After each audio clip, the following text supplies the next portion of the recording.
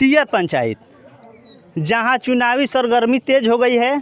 इसमें सभी प्रत्याशी अपना अपना पर्चा दाखिल करने के लिए तैयार हैं। इसी बीच एक युवा प्रत्याशी हैं, आइए उनसे बात करते हैं। जी सर, आपका नाम क्या होगा? पवन कुमार।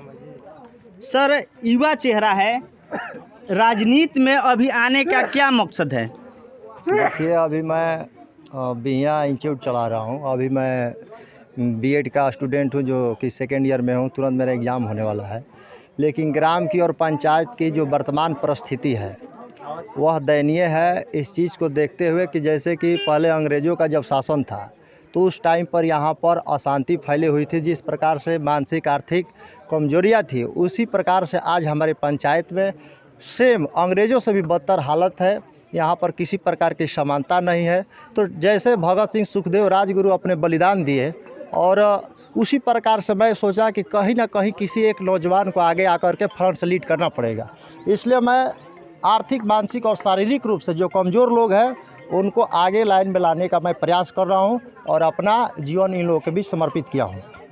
सर, एक तरफ विकास की बात की जा रही है, लेकिन इसी गांव में जो कि वर्तमान मुखिया भी हैं, मैं जानना चाहता हूं, उस मुखिया से भी जानना चाहता हूं कि 5 बरिस के रीजन में आपके गांव में जब हम रास्ता भटक गए और माँ काली के मंदिर में जाना चाहें तो वहाँ रास्ता नहीं है कि हम काली माँ के दर्शन के लिए जा सके। या सोच सकते हैं आप कि स्नातक धर्म का जो माँ काली है, जो नवमी में पूजा की जाती है, नवरात्र में पूजा की जाती है, हर घर की माँ बहनें जाती है पूजा करने के लिए, लेकिन अगर माँ काली का पूजा करने जाना है तो नर्क की नदियाँ से बहकर ही जाना है। इस पर आप क्या कहना चाहेंगे? देखिए, इस पर सबसे ज़्यादा बेहतर ये जो हमारी भगवान रूपी जनता यहाँ पर बैठे हुए हैं, खड़े हैं, और जो नौजवान युवा साथी है, जो यहाँ पर हमारे विद्यार्थीगण हैं, ये तमाम जो लोग ये बैठे हैं, ये पंचायत की वर्तमान परिस्थिति से रूबरू है। ये बेहतर हमसे जानते हैं। जो आप एक दिन आकर कितना कष्ट महसूस कर सकते हैं, तो उसी जो आप नर्क शब्द का इस्तेमाल किए, उसी नर्क में मेरा घर पड़ता है।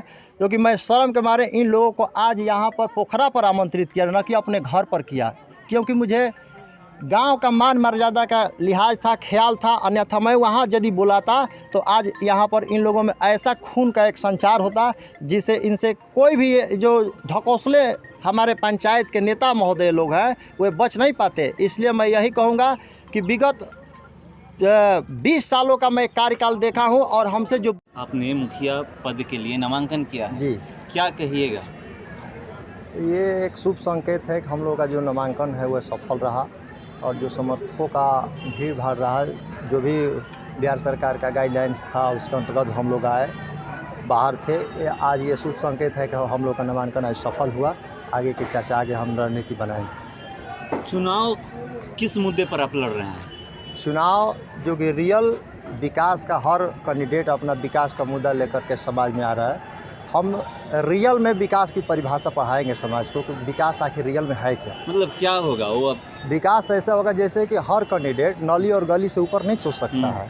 मेरा सोच है कि नली और गली का तभी इस्तेमाल किया जा सकता है जब आर्थिक, मानसिक, शारीरिक रूप से समाज में समानता होगी। यदि इस प्रकार की समानताएं समाज में नहीं है तो उस गली और नली का कोई लाभ नहीं है। अब नली गली की बात करें, वही ठीक नहीं है तो फिर आगे के लोग कहाँ सोच सकते हैं? आप एक बात बताइए कि अगर आपको नली और गली के इस्तेमाल करने से पहले ही रोक दिया जाएगा तो उस गली और नली का उपयोग कौन करेगा?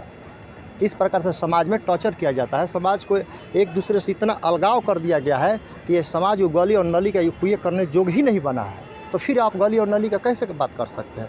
ऐसे ऐसे कैंडिडेट चुनाव में आ रहे हैं जिनको शिक्षा और स्वास्थ्य का कोई परिभाषा ही पता नहीं है कि शिक्षा और स्वास्थ्य आखिर है क्या।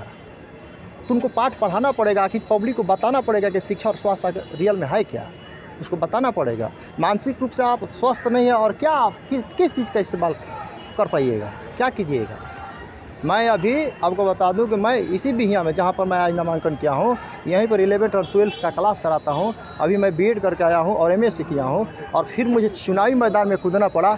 आपको पता होना चाहिए कि कुछ लोगों की ऐसी परिभाषाएं हैं कि इसमें पढ़े लिखे लोगों की क्या ज़रूरत है इस इलेक्शन में, लेकिन मैं अपना सब कुछ बलिदान दिया। अगर ऐसा वीर कुंवर सिंह, भगत सिंह सुखदेव राजगुरु अगर ऐसा सोचे होते तो जो आप हमारे सामने हमारा इंटरव्यू ले रहे हैं, अगर ये लेने वाला न रहता और न देने वाला रहता, क्योंकि अंग्रेज़ों के हम लोग गुलाम थे। लेकिन आज मैं ऐसा महसूस करता हूँ अपने समाज में, आप ही अपने भाइयों के बीच में रह करके, कि मैं उस गुलामी से भी आज जर्जर गुलामी में फंस कर रह गया हूँ। नहीं तो ऐसे नौजवान का आज 28 वर्ष की उम्र में ये युवा हर साल रिजल्ट देने वाला कंपटीशन का आप पता कीजिएगा जाकर के तियर पंचायत में, कि हर साल एक रिजल्ट देता है। और क्या मजबूरी हो गई कि आज आकर के चुनावी मैदान में खड़ा हो गया। हमारा आत्मा रो रहा है और दिल रो रहा है इस समाज के लिए, कि ऐसी बिटिया रोड पर घूम रही है, ऐसी लड़की, ऐसे नौजवान रोड पर घूम रहे हैं जिनको पढ़ने का टाइम है, आज वह चरस, अफीम, गंजे का इस्तेमाल कर रहे हैं। इसका जिम्मेवार कौन है? कौन है इसका जिम्मेवार? तो इस पर काम न करके शराब बांटना, गांजा बांटना, अफीम बांटना और समाज में एक जहर घोलना और उसके नाम पर वोट लेना, इस